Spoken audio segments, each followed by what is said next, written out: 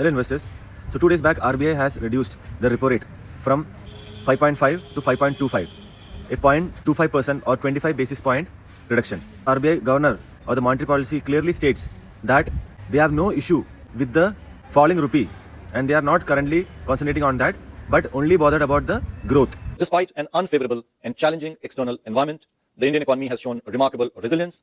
It is poised to register high growth. The headroom provided by the inflation outlook has allowed us to remain growth supportive. We will continue to meet the productive requirements of the economy in a proactive manner while ensuring macroeconomic stability. So let's decode that.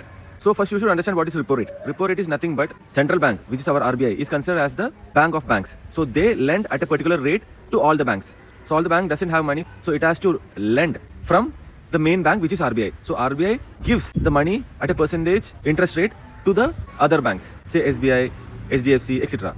So this rate is the repo rate, which is currently reduced from 5.5 to 5.2%. So this 0.2% reduction of interest rate is carried forward by these particular banks to you. So your home loan becomes 0.25% lesser interest. Then your FD rates also becomes lesser by 0.25%. So this is other cascading effect. But the main thing for the market is that cheaper loan. So the companies, if they want to expand the company for some business needs, they can lend money from the banks at a lower rate. So this will increase their profit margin based on the cascading effect. So this is one positive thing for the stock market. So it is very clear that if the repo rate is cut, the interest rate is cut, it will clearly depreciate the rupee again. Already the rupee is at kind of all-time low of more than 90 rupees against the US dollar. But then this may further reduce the rupee. Why it is so?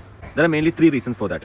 First thing, the interest rate cut means the foreign investors or the investors, well in that case, especially those from abroad, the foreign investors, they have higher return places like India where interest rates are high. They invest in India, in Indian bonds and all.